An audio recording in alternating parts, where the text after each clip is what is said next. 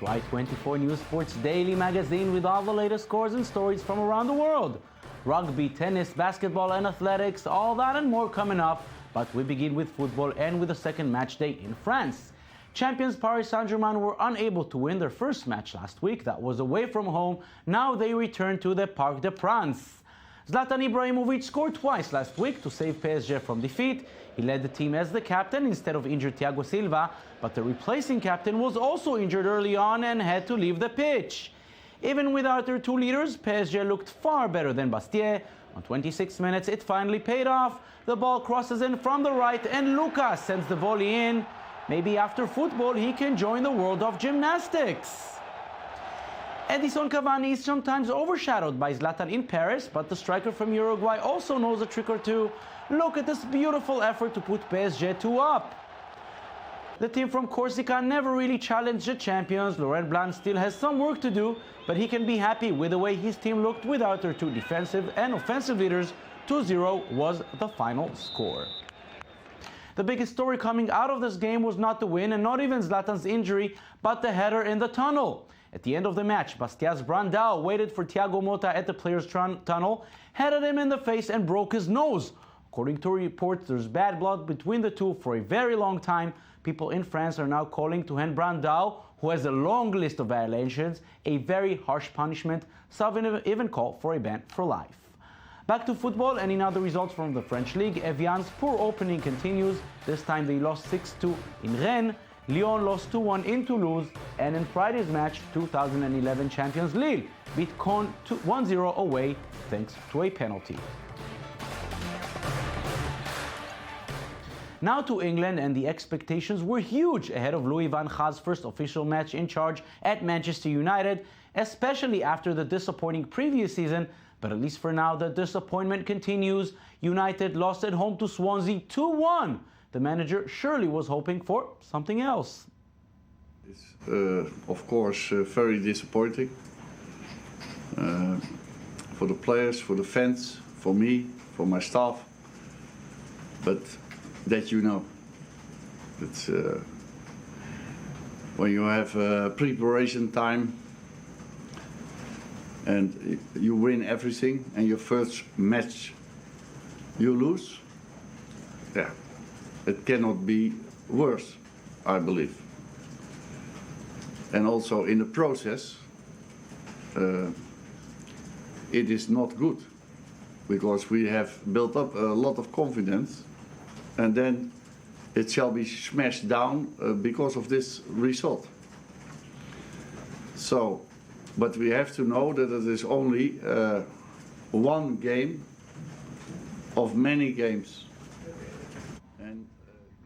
Later on Saturday, there was almost a disappointing debut at the Emirates Stadium as well, as Crystal Palace kept Arsenal frustrated. The game was tied at 1 until stoppage time. That's when Aaron Ramsey saved the Gunners and made sure the 3 points stayed home.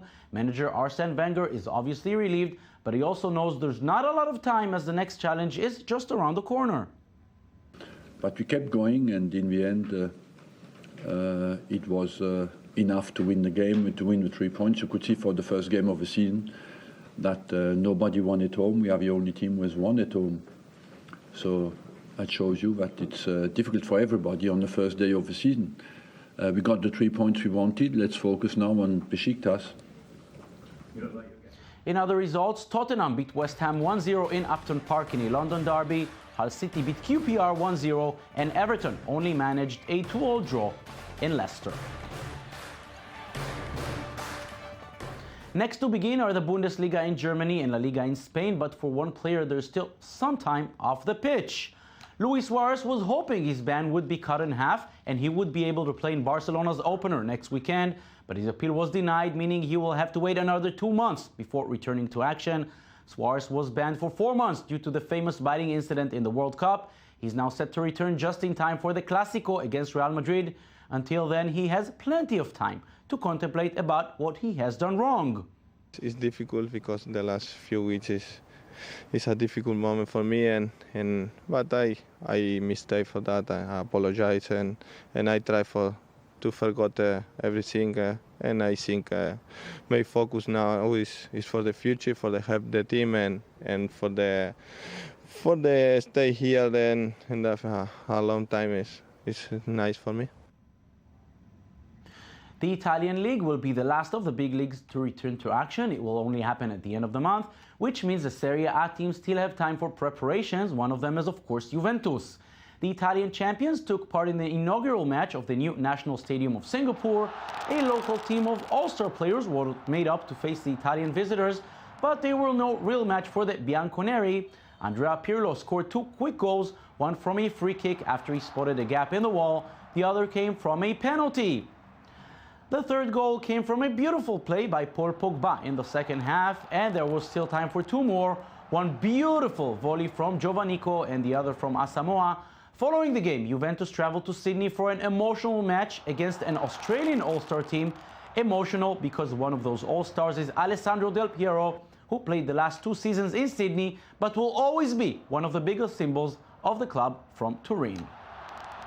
Now to tennis, and the US Open is just a week away, and judging by the shape Roger Federer is in, there's plenty to look for from the Swiss master in Flushing Meadows. The world number 3, who won the US Open 5 times in his career, is enjoying a great run in the warm-up tournaments in North America. A week after making the final of the Rogers Cup in Toronto, he is in the final again, this time in Cincinnati. Federer met Canada's Milos Raonic in the semi-final and was in control all along.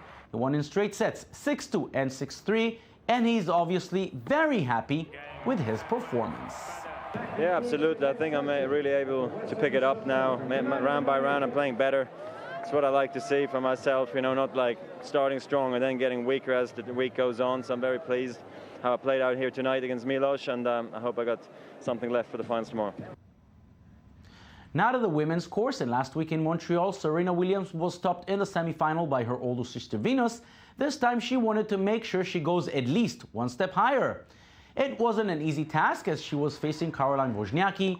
The former world number 1, who is now down to number 12, played an almost perfect first set, which she won 6-2. In the second set, Serena finally got into the game, and after a long and entertaining rally, she's able to break Wozniacki's serve and finally switch the momentum to her side. From here on, it was Serena's show. She wins 2-6, 6-2, and 6-4. And ahead of the second semi-final, she spoke over 2 possible rivals in the final. I feel good about the final. I feel like I'm looking forward to it, and it'll be a really good match whether I play Maria. She's obviously had a great year winning Grand Slam. It's always excellent. And then playing Anna also is great. We've had incredible matches this year. Maria and Anna, as she calls them, put on a great performance in the other semi-final, probably the best match we have seen this year in Cincinnati. Ana Ivanovic took the first set 6-2, Maria Sharapova came back to take the second 7-5, and now it's all down to the decider. Great tennis, long rallies, but there can only be one winner. Ivanovic was the one. She had an answer for anything Sharapova threw at her, breaking her serve just on time to clinch the win 6-2, 5-7, and 7-5. Just before she meets the world number 1 in the final, Ivanovic takes a minute to savor the victory. Yeah, very happy with the victory today. It wasn't an easy match at all. I had the match in my hands in that second set and I let it slip a little bit, and I was a little bit too passive, which I was quite disappointed about. But then in the third set, when it mattered the most, I really stepped up and I played some good tennis. I was very pleased with that. Now to basketball, and 2 weeks after sustaining his terrible injury, Paul George spoke to journalists for the first time. The Indiana Pacers man is obviously still in pain, can only work with the help of crutches, but he's determined not to let this put him down. George knows this season is over for him, but he already has his sights set on the next season. The shooting guard is sure he will return to the basketball courts just as good as he was, and he also recalls the very difficult moments following the injury. I mean, I was in shock. I couldn't believe that it was me that this happened to. That's the only thing that was going through my head. I was doubting myself. I didn't know what I did wrong or, what had happened for that moment. But after it happened, I remember the training staff coming over and, being by my side, holding me down, telling me to stay calm and not look at my leg. And, that definitely helped me, to not panic. I knew I had them by my side. I knew my teammates were there. The European Athletics Championships are ending today in Zurich, Switzerland. There have been a few surprises, but one place where there are no surprises is the men's pole vault. Renaud Lavillenie, the man who broke the world record set by the legendary Sergei Bubka, is now the leading figure in this discipline. And of course, he added another gold medal to his collection. Lise Barenboim and Merav Savir with the story. Another coronation for Renaud Lavillenie. The little pole vault prodigy is the European champion for the third time in his career after winning in Zurich this year. An incredible victory. He crossed both the 5 meters 65 centimeter and the 5 meters 80 centimeters bars on his first tries, and even went further, crossing the 5 meter 90 centimeter bar before failing 3 times at the 6 meter and 1 centimeter bar, a jump that would have been a new record in the European Championship. Another French athlete was also successful in the pole vault this year, 22-year-old Kevin Minaldo, who clinched the bronze with a jump of 5 meters and 70 centimeters.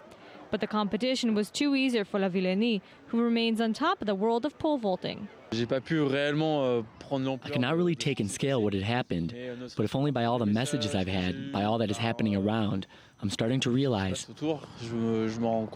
It's not his first medal. He's the European champion for indoor and outdoor vaulting, is the world champion overall, and is an Olympic champion from the Games in London in 2012.